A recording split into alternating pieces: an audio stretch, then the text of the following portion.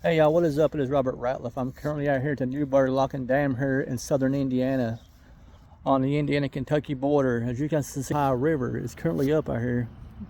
It is really high, as you guys can see.